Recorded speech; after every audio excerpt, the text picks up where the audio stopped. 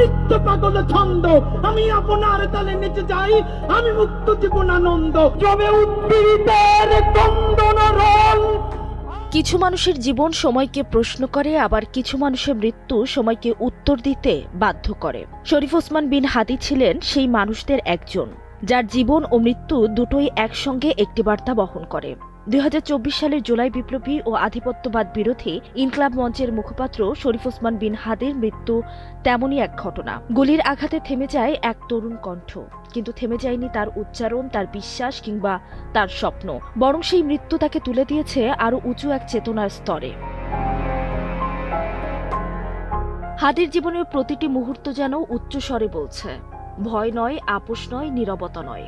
তিনি ছিলেন এমন একজন যিনি প্রশ্ন তুলেছিলেন স্পষ্টভাবে, কণ্ঠ উঁচু করে। তাই তো তার মৃত্যু শোকের সীমা ছাড়িয়ে হয়ে উঠেছে জাতীয় আলোচনার অংশ। হাদির পরিবার তাকে বাবার কবরের পাশে দাফন করতে চেয়েছিল, কিন্তু সেই ইচ্ছাকে পাশে রেখে লাখো মানুষের উপস্থিতিতে ঢাকার জাতীয় সংসদের মাঠে জানাজার পর তাকে সমাহিত করা হয় ঢাকা বিশ্ববিদ্যালয়ে জাতীয় কবি কাজী নজরুল ইসলামের কবরের পাশে। এই দাফন যেন ইতিহাসের পাতায় লেখা এক নীরব এবং শক্তিশালী বাক্য। বিদ্রোহী কবির পাশে চিরনিদ্রায় এক বিদ্রোহী কণ্ঠ। এখানে দুই প্রজন্ম, দুই সময়, কিন্তু মিলেছে এক চেতনায়। হাদি ছিলেন ইনকলাব মঞ্চের মুখপাত্র, তবে তার পরিচয় কোনো সংগঠনের গণ্ডিতে সীমাবদ্ধ ছিল না। তিনি ছিলেন স্পষ্টভাষী মানুষ, যিনি বিশ্বাস করতেন সত্য লুকিয়ে বলা যায় না। তার কণ্ঠে ছিল আত্মমর্যাদা এবং চোখে দৃঢ়তা। রাজপথে কিংবা মঞ্চে সব জায়গায় তিনি ছিলেন স্বচ্ছ, সাহসী এবং আপোষহীন।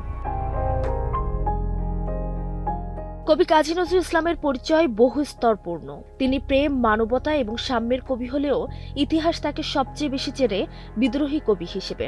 বিদ্রোহী কবিতাটি শুধু একটি সাহিত্যকর্ম নয়, এটি যুগে যুগে আন্দোলন, সংগ্রাম ও প্রতিবাদের ভাষা হয়ে উঠেছে।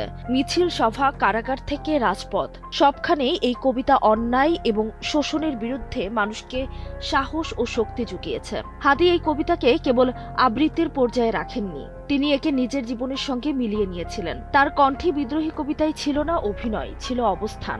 অনেকেই হয়তো ছন্দে নিখুঁত ছিলেন, কিন্তু হাদির শক্তি ছিল তার বিশ্বাসে। তিনি কবিতাকে শিল্পের সাজে নয়, সংগ্রামের আগুনে তুলে ধরেছিলেন।